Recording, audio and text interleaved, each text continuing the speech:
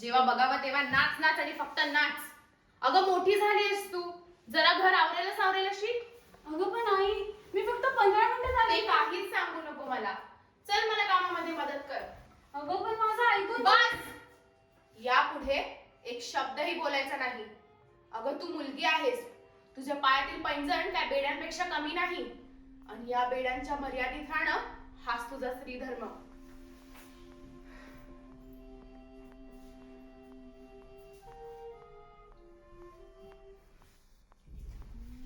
अगं तुला वाटतं का ह्या पुरुष प्रधान देशात तुला तुझी स्वप्न साकार करता येतील? त्यापेक्षा मुकाट्याने लग्नाच्या वेळेत स्वाधीन हो. तुझ्या बाबांनी तसं तर मुलगा बघण्याची तयारी सुरू केलीच आहे. तू सुद्धा लग्नाला हो म्हण.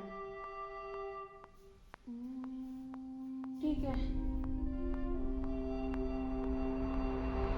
आर्या, न्यूजपेपर नाही आलाय का? आलाय, थांबा आणते. हा ठीक आहे. ते न्यूजपेपर काय झालं? ते जाऊ दे, मी नंतर सांगते.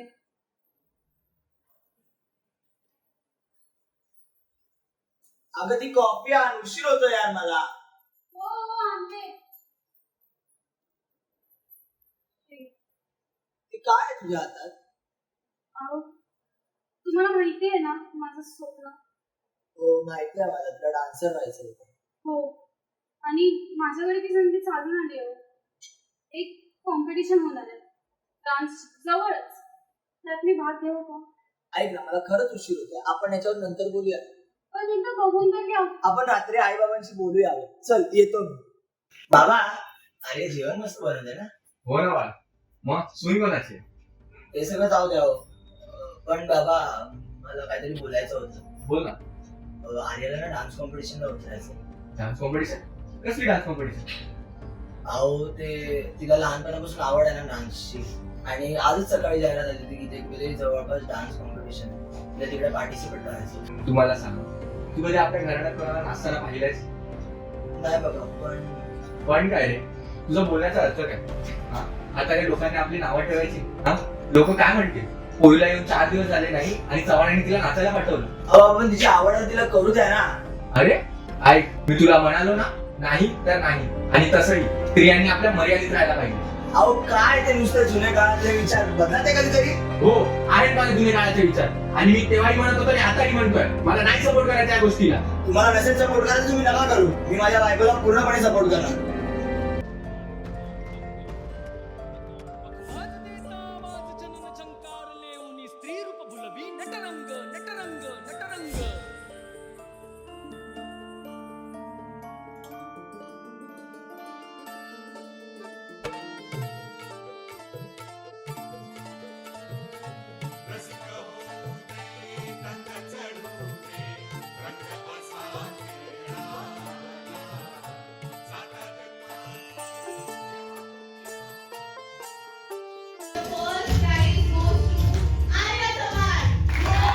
थँक्यू एव्हरीवन एवढं प्रोत्साहन आणि प्रतिसाद दिल्याबद्दल. खरं तर या ट्रॉफी जिंकण्याआधी किंवा या स्पर्धेत उतरण्याआधी मला एका जवळच्या व्यक्तीने प्रश्न केला की या पुरुष प्रधान देशात खरंच तुला तुझे स्वप्न साकारता येतील का?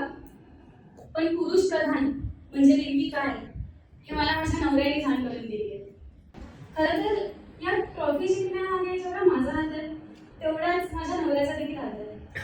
मी त्याला स्टेजवर बोलवायची विनंती करते. नमस्कार, मला अतिशय आनंद होत आहे की आज माझ्या बायकोला या एवढ्या मोठ्या स्पर्धेत पहिलं पारितोषिक मिळालेलं आहे, आणि ह्याचं सगळं श्रेय मी तिलाच देऊ इच्छितो. तिने केलेला खडतर प्रवास, तिने केलेली मेहनत, तिने ठेवलेली ती जिद्द, त्याचमुळे ती आज या मुकामावर आहे.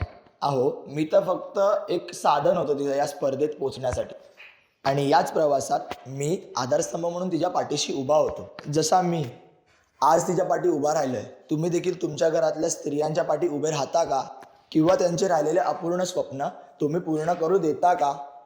एक मिनटं, माझा एकदा बसमध्ये जागा दिली, रेल्वेमध्ये पूर्ण डब्बा दिला, आता किती एम्पॉवरमेंट हवंय तुम्हाला? अहो प्रत्येक गोष्टीला तर सवलती भेटतातच आहे ना स्त्रियांना.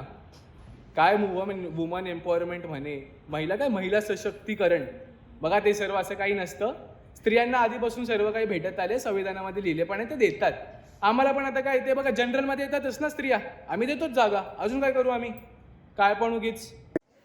आता तुम्हीच म्हणता ना की ट्रेनच्या जनरल डब्यामध्ये देखील आम्ही स्त्रियांना जागा देतो, पण त्याच डब्यात गर्दी नसताना देखील स्त्रियांच्या अंगाला चुकीच्या इराद्यांनी हात लावला जातो आणि कोणी काहीच बोलत नाही. अहो ट्रेनमध्ये काय हो, बसमध्ये, शेअर ऑटोमध्ये, एवढंच नाही तर साध्या तिकिटाच्या रांगेत देखील हेच सगळं होतं.